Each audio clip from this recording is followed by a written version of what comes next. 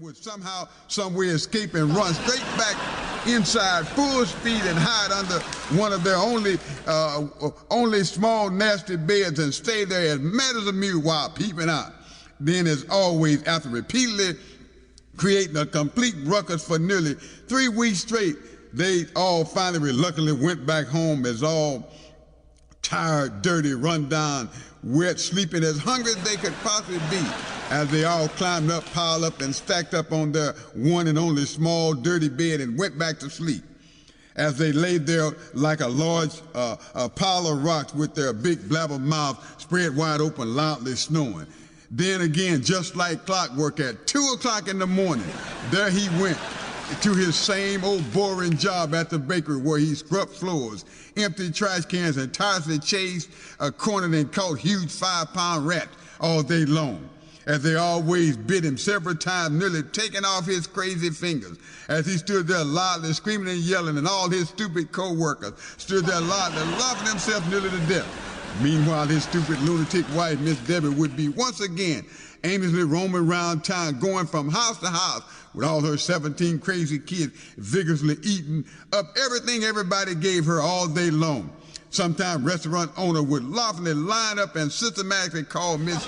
Debbie Doomsday Hatfield, her crazy husband, Mr. Duncan Amos Hatfield, and all their 17 crazy kids over right after lunch hour just to watch them all run and rip from table to table and vigorously eat up everything and everything everybody had left over, scraps and all, like a large pack of huge hungry hog, as they all quietly climbed up, hopped up, and jumped up on tables, all on all their crazy hands and knees, wildly opening their big twisted mouths, stuck out their long protruding tongue while wildly bucking their huge budging eyes, licked, sopped, and gobbled down every single drop of food as they all laid flattered on their stupid backs, kicked up their crazy heels in the air while they all chewed and smacked so loud they could be heard 8 miles away. Usually this moment went on all day long as they all shoved large handful of food inside their big twisted mouths so fast and hard until whenever they would somehow miss, food would fly out of their hand and knock large gaping holes in the wall as they continued chewing and smacking as if nothing had happened at all. As they continued eating off tables, eating off the floor, eating off chairs, eating off the wall, eating off benches, and everywhere else, making sure they never missed one single crumb, as they all continued vigorously bucking their huge bugging eyes and licking out their long protruding tongue while loudly belching and burping.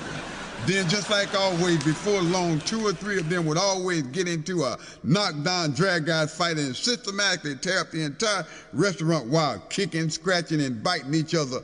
all over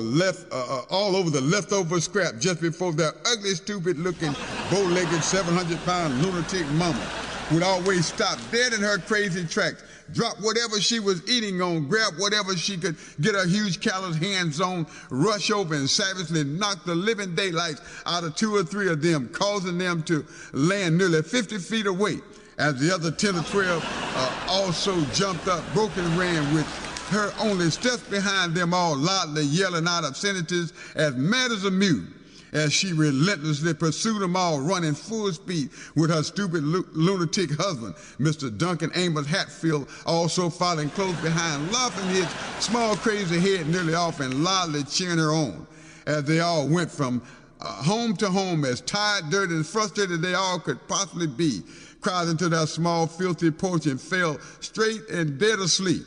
Then, after relentlessly laying there all night long like a large pile of rocks with their big blabber mouths sprung wide open, loudly snoring, all at once at 2 o'clock in the morning again, their stupid lunatic daddy, Mr. Duncan Amos Hatfield, jumped up out of bed, put on his same old filthy food-stained apron, and headed off to work at the local bakery where he scrubbed floors, emptied trash cans, and tirelessly chased, cornered, and caught huge 5-pound rats all day long, as they all bit him several times, nearly taking off his crazy fingers, as he stood there loudly screaming and yelling, and all his stupid co-workers stood there loudly laughing themselves nearly to death. Meanwhile, his stupid lunatic wife, Miss Debbie Doomsday Hatfield, would be once again aimlessly roaming around town from house to house with all her 17 crazy kids vigorously eating up everybody's leftover scraps like a large pack of huge hungry hogs as they all climbed up.